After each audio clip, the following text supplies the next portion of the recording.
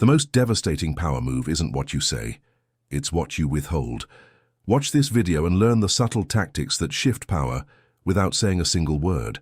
There is a kind of power that does not shout, it does not argue, it does not try to prove anything, and yet it can shift the balance of an entire room.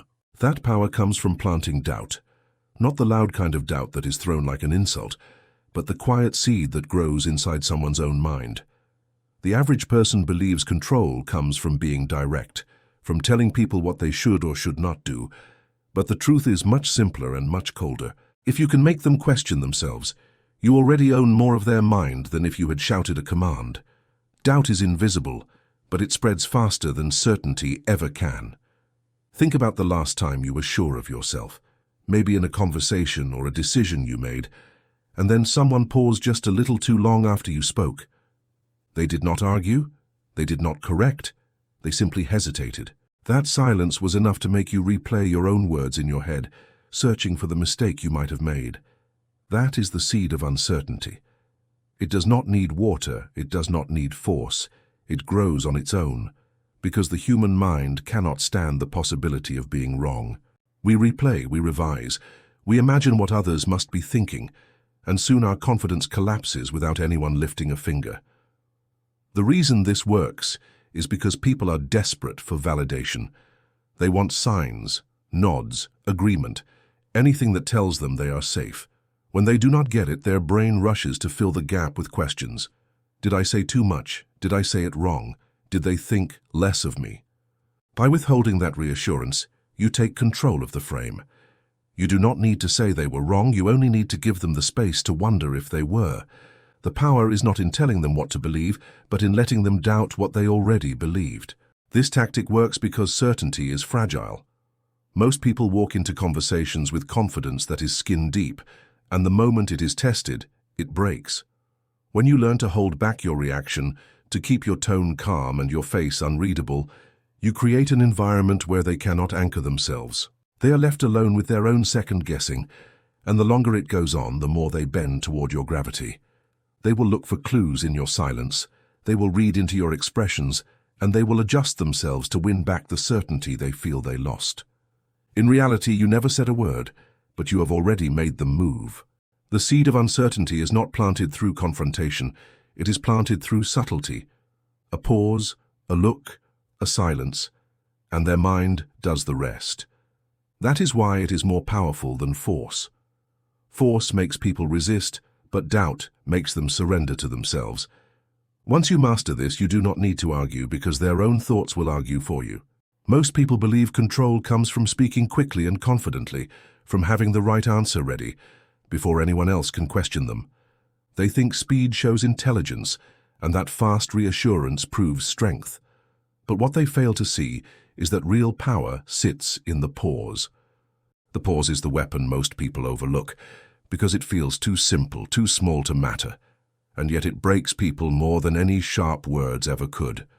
When someone finishes speaking, there is a moment when the room waits for your response, and if you fill it right away, you give away your power. But if you hold it just a second too long, if you let that silence sit heavy in the air, something shifts. The person who spoke begins to feel the weight of their own words pressing back at them, and they start to wonder if they made a mistake. It is not the silence itself that hurts them. It is what their mind does inside that silence. Humans are wired to crave signals. We look for facial expressions, nods, quick reassurances that tell us we are understood. When those signals do not come, we panic in subtle ways. We replay our words, we analyze tone. We wonder if we said too much or revealed something we should not have. That pause is a mirror, showing them not your judgment, but their own insecurity. And the longer you hold it, the more powerful it becomes, because every second of silence multiplies the doubt already forming in their head. You do not have to accuse them of anything. You do not have to argue or attack. You simply let them speak and then you wait. One heartbeat too long, two heartbeats too long, and now the silence is no longer neutral. It is alive. It forces them to look inward, to question if what they said was foolish, arrogant, weak, or offensive. Often they will try to fill the gap themselves, adding more words, rushing to clarify, explaining details you never even asked for. That is when you know the pause has broken them. They are no longer speaking with control, they are speaking with desperation, and desperation always reveals more than confidence ever would. The beauty of the pause is that it does not just affect the one who spoke, it affects everyone watching. In a group setting, when someone talks and you pause before replying, the entire room feels the weight of it. They shift in their seats, they lean forward, they start to sense that something has been exposed even if nothing was said. Suddenly the power belongs to you because all eyes are on your stillness. It is not about what you say. It is about the fact that you can hold silence without fear. That composure tells the room more about your strength than words ever could. The pause works because it is unnatural. People are trained to rush into sound, to keep conversation flowing, to avoid the discomfort of silence. But when you train yourself to embrace it, to stretch it just enough, you flip the frame. You are no longer the one under pressure, they are. You are not rushing to be understood. They are rushing to justify themselves. And that is why the pause breaks them. Because it exposes how fragile certainty is and how quickly confidence can collapse when faced with nothing but stillness.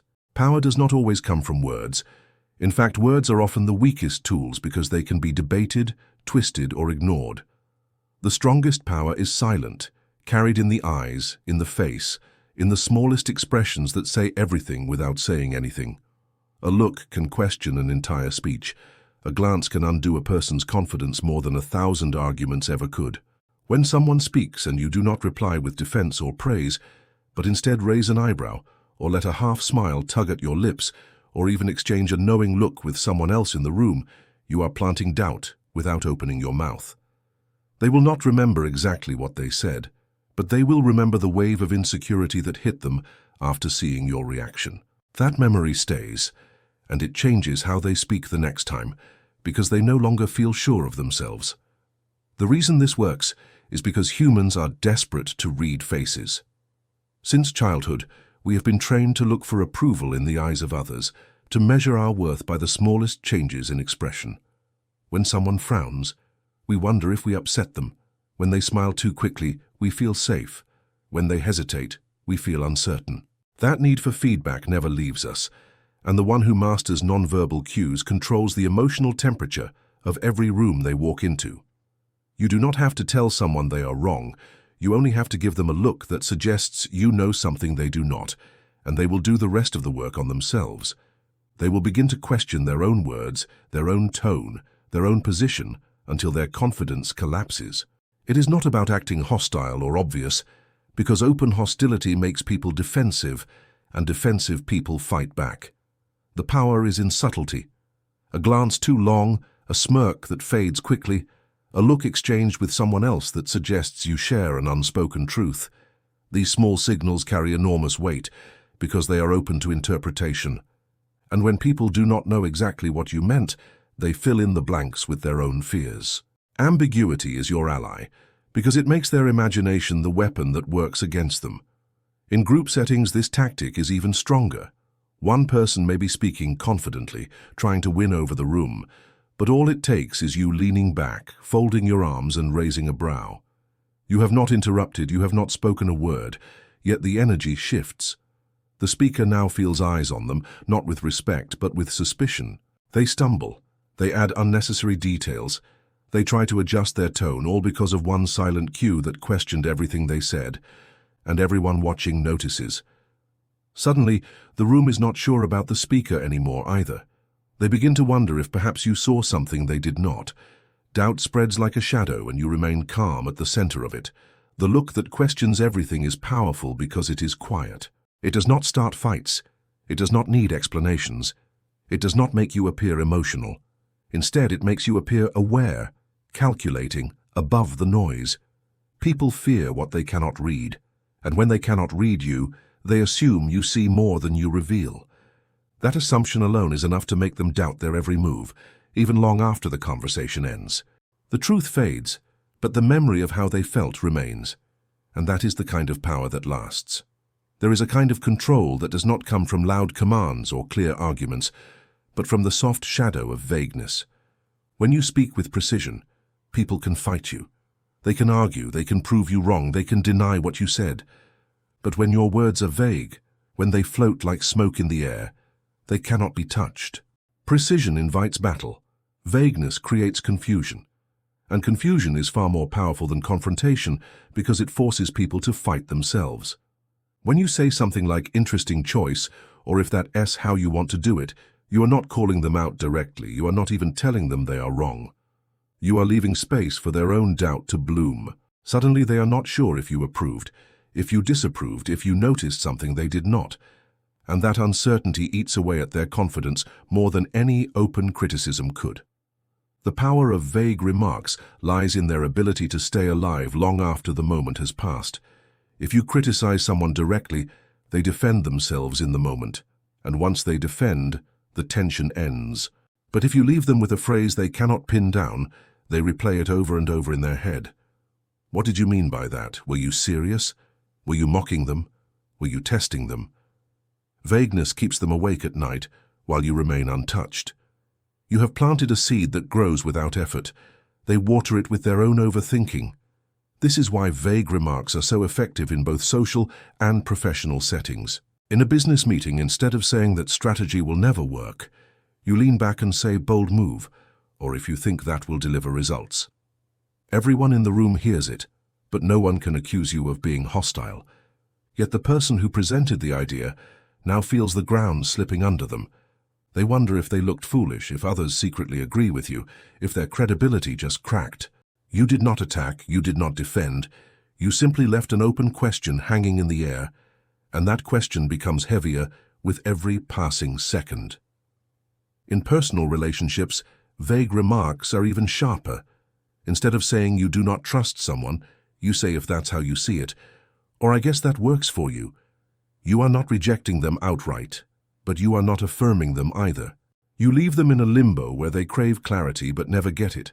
And because most people cannot stand ambiguity, they will chase your approval, over-explain themselves, and try to pull certainty out of you. The more they chase, the more you control the pace. Vagueness works because the human mind hates gaps. When something is unclear, the brain rushes to fill it, and usually fills it with fear. You never said they were wrong, but they will convince themselves that you believed it. You never said you disapproved, but they will replay your tone until they are sure you did.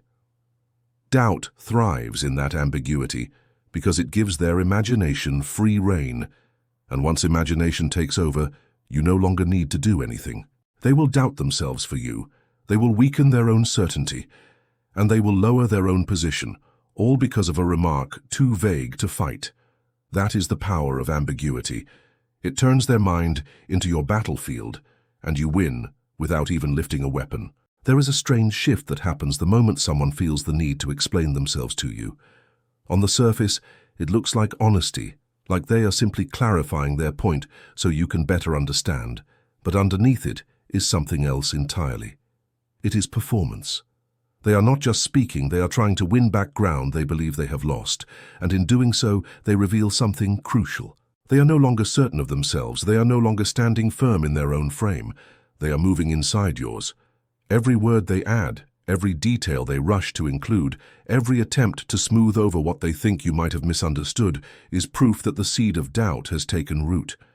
What they think is control is actually surrender, because when someone explains themselves too much, they are already playing to your rhythm, not theirs. The truth is, most people cannot handle silence, nor can they handle even the smallest sign of disapproval. A pause after their statement, a vague remark, or even just an unreadable expression is often enough to push them into overdrive. They begin to backpedal, they add disclaimers, they repeat themselves with greater urgency, all to convince you that what they said made sense. But in that moment, they are no longer convincing you of anything. They are exposing their need for your validation. And once someone starts seeking your validation, you hold the power without lifting a finger. They are dancing for your approval, and the more they perform, the smaller they look. Think about this in a meeting where one person presents an idea with confidence. You do not interrupt, you do not attack, you simply tilt your head or let silence stretch.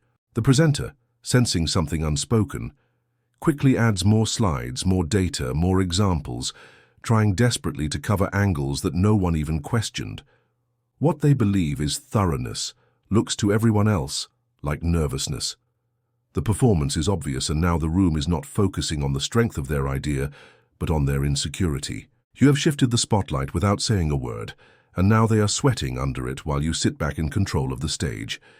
In social settings, this effect is even more brutal. Someone makes a comment, then quickly rushes to explain they were joking, or they didn't mean it like that, or you shouldn't take it the wrong way. They think they are saving face, but what they are really doing is proving that they fear your judgment. And nothing weakens a person faster than showing fear of how another sees them. It is not about whether they were right or wrong. It is about the fact that they showed they could be shaken. Once they perform for you, once they adjust their behavior to calm the silence you left hanging, they reveal who is leading and who is following. The key is to understand that performance is always a symptom of insecurity. Those who are sure of themselves do not feel the need to over-explain. They let their words stand. But those who are unsure will twist themselves into knots, adding layers of justification until they collapse under their own weight. And that is where your power lies, not in attacking, not in defending, but in watching them do all the work for you. The more they talk, the less credible they seem, and the more untouchable you become. Power does not come from winning arguments. It comes from deciding which arguments even exist. Most people do not understand this, so when they are challenged, they rush to respond, to prove themselves, to show that they were right all along. They believe this shows strength, but in truth, it only shows they have accepted the other person's frame. The moment you defend yourself, you are already playing on their field. The smarter move is not to argue at all, but to flip the frame. Instead of meeting their question with an answer, you meet it with another question. Why would you ask that? What makes you so sure? Why does that matter to you? Suddenly, without realizing it, they are the one under the spotlight. They wanted you to perform, but now they are performing for you. This tactic works because people expect resistance. They expect either agreement or denial, but they do not expect to be questioned themselves. When you refuse to play the role they set for you, they stumble. Their attack turns into defense, and the longer they explain their reasons, the more cracks show in their certainty. Think of someone saying, "You always act like you know everything." The average person would deny it, insist they are humble, list examples to prove they are not arrogant. But the one who understands power simply leans back and asks, "What makes you so sure?" Now the accuser has to explain themselves. They have to back up their own insult, and the room begins to notice their insecurity rather than yours. You did not fight them, you let them fight themselves. Flipping the frame does not mean being aggressive or sarcastic. It means being calm, curious, almost detached, as if you are simply inviting them to reveal more. And reveal more they will, because most attacks are built on emotion, not reason. Once you ask why, once you tilt the frame back onto them, they are forced to expose the weakness behind their own statement. In that moment, everyone watching sees the shift. They no longer see you under attack. They see you holding ground while the challenger digs their own hole deeper with every word. The brilliance of this approach is that it does not just protect you, it elevates you. By refusing to defend, you show that you are too secure to be shaken. And by calmly questioning them, you show that you hold authority over the conversation. It is not about being right, it is about being untouchable. People remember composure more than they remember points, and when you remain composed while others scramble to explain themselves, you win the only battle that matters, the battle of perception. The longer they talk, the weaker they look, because their own words become proof of their insecurity. And all you did was tilt the frame. That is the difference between being reactive and being in control. You are no longer the one answering questions, you are the one asking them. And whoever asks the questions owns the game. Doubt is not just a personal weapon, it is a social one. Most people think of doubt as something private, a quiet voice in someone's head that makes them second-guess themselves. But in reality, doubt spreads faster than truth ever could. The moment you make one person hesitate, the moment you make them fumble, everyone else in the room feels it. Doubt is contagious. It leaks out of the target and infects the entire crowd. And soon it is not only that one person questioning themselves, it is everyone around them questioning whether they can be trusted, whether their judgment is sound, whether their confidence was ever real. That is the hidden power in using doubt. You do not have to destroy one person directly. You simply let their uncertainty poison the air until the group begins to turn on them without you lifting another finger. It begins in the smallest way. Someone speaks with confidence and you do not argue, you do not defend, you simply pause a second too long or give them a look that suggests you see something they missed. To them, it feels like nothing, but to those watching it feels like a crack. The room notices the pause, the silence, the subtle gesture, and suddenly the confidence of the speaker does not look so strong anymore. Others start shifting in their seats, they start glancing at each other, and that shared uncertainty grows louder than any words. You never said they were wrong, but now everyone is wondering if they might be. The reason this works is because people are followers of energy. They look for signs of strength, signs of weakness, and once they think they have spotted either, they quickly adjust their perception to match. When one person begins to doubt themselves, the group senses it like blood in the water. They see the fumble, they hear the over-explaining, and their confidence in that person drops immediately. It is not fair, but it is real, because people trust perception more than facts. If someone looks shaken, they must be wrong.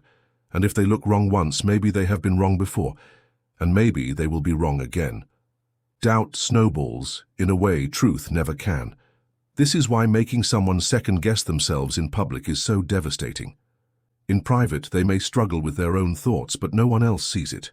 In front of others, every sign of insecurity is magnified. The crowd begins to whisper silently to itself, and before long, that whisper becomes a judgment. They no longer see the person as strong, they see them as fragile, and that impression lingers long after the conversation is over. It does not matter if the facts are in their favor. Once doubt has spread, the facts are forgotten. People remember the hesitation, the cracks in the voice, the unnecessary explanations, the way confidence drained from them too quickly. The skill is in knowing you are not just breaking one person, you are shifting the perception of everyone watching. You are not isolating a target, you are infecting the crowd, and once the crowd has turned, recovery is almost impossible. One seed of doubt becomes a forest of suspicion, and in that forest, your power grows while theirs withers. The most dangerous move in any power game is not the clever remark or the sharp retort, it is silence. Words can be argued against, they can be picked apart, they can be denied, but silence cannot be touched. Silence leaves no proof, no target, no point to attack. It simply hangs in the air like a weight, pressing down on the one who spoke. The human mind hates emptiness. It wants to fill every gap, explain every pause, clarify every unknown. When you remain silent, you turn that instinct against them. They start replaying the moment in their head, wondering what you must be thinking, wondering if they went too far, wondering if they revealed more than they should have. They try to read into your stillness, but stillness has no edges, so they end up lost inside their own imagination. That is the real power of silence. It forces people to fight shadows, and they always lose against what they cannot see. Silence works because people are addicted to response. When they say something, they expect acknowledgement, either agreement, disagreement, or reassurance. Without it, they feel exposed. The absence of words feels louder than any insult because it leaves their mind wide open to doubt. Instead of moving on, they stay trapped in the moment, analyzing it again and again, asking themselves what they did wrong. The more they think about it, the deeper the doubt grows, until their confidence collapses under the weight of their own questions. You never had to tell them they were wrong. They told themselves that 100 times over. In groups, silence is even sharper. When someone tries to challenge you or undermine you, the crowd waits for your reaction. They expect defense, maybe even a fight. But if you give them nothing, if you sit in calm silence, the energy flips. Now the challenger looks unstable because they are the only one speaking. The audience starts to notice their tone, their urgency, their eagerness to push the point, and it begins to look desperate. Meanwhile, your composure grows in their eyes, because silence is not read as weakness when it is held with confidence, it is read as strength. They think he must know something we don't, or he is too secure to even care. Your stillness becomes a mirror that reflects the other person's insecurity, and everyone else sees it more clearly than you ever could have explained with words. In personal relationships, silence can break someone more than shouting ever could. When they accuse, when they push, when they demand, the natural response is to defend or to argue back. But when you give nothing, when you let their words echo unanswered, they begin to spiral. They overcorrect, they add more emotion, they expose their own desperation. You did not push them, they pushed themselves over the edge because they could not handle the weight of not knowing where you stood. The strongest weapon is not what you say, it is what you refuse to say. Silence multiplies doubt, because doubt is born in the gaps between what is said and what is left unsaid. And the longer the gap, the bigger the doubt. That is why silence is the final judge. It does not argue, it does not explain. It simply watches as others unravel under their own uncertainty. And in that unraveling, your power grows without effort. The highest form of power is not in clever words or subtle tricks, it is in the presence you carry. Tactics can take you far, silence and vague remarks can shift the frame, but the final stage is when you no longer need to use them consciously. When you have trained yourself never to flinch, never to rush, never to explain, you stop being just another person in the room, and you start to become something else entirely. You become the figure that people watch carefully, the one they hesitate to interrupt, the one whose approval they seek but never demand. This is the aura of infallibility, and once you have built it, people no longer question just your words. They begin to question whether they even have the right to challenge you at all. This aura does not come overnight. It is built from small, consistent choices. Every time you choose silence over defense, you are laying a stone. Every time you hold your composure while someone else loses theirs, you are laying another. Over time, these moments form a wall around you, a quiet shield that tells people you are untouchable. They see it in your eyes, in the way you do not bend, in the way you move without hurry, in the way you never fight to be understood. You start to feel above the noise, not because you are louder, but because you are quieter in a way that demands respect. The aura of infallibility makes people overestimate you, and that is exactly what you want. When you speak rarely, your words feel heavier. When you respond slowly, your decisions seem deliberate. When you remain unshaken, people assume you know something they do not. And assumptions are more powerful than facts because they live in the imagination, and the imagination always exaggerates. Soon your silence becomes strategy, your calmness becomes mystery, and your mystery becomes power. People project strength onto you even when you are simply holding your ground. What makes this aura so effective is that it is not about being perfect. It is about being unreadable. If you make a mistake but do not rush to explain it, people hesitate to call it out. If someone questions you and you meet it with stillness rather than defense, they begin to feel as if they might be wrong for even asking. Slowly their confidence erodes, and yours expands without you needing to lift a finger. This is not about convincing others you are flawless. It is about convincing them you are unshakable, and unshakable feels like infallible. The world does not admire the person who begs to be understood. It admires the one who walks as if they need no defense. That is why the aura of infallibility is the final stage. It turns you from someone who plays tactics into someone who embodies presence. When you reach this point, doubt is no longer something you plant deliberately. It is something people grow in themselves whenever they face you. They do not just doubt their words, they doubt their tone, their decisions, even their right to question you at all. And when you reach that level, you no longer chase power, power moves with you. Maybe this video helped you see yourself or someone you know in a different way. Feel free to let us know via a like or in the comments. And if you want more wisdom and guidance in becoming a better version of yourself, subscribe now. This is the moment to start becoming the person you really want to be.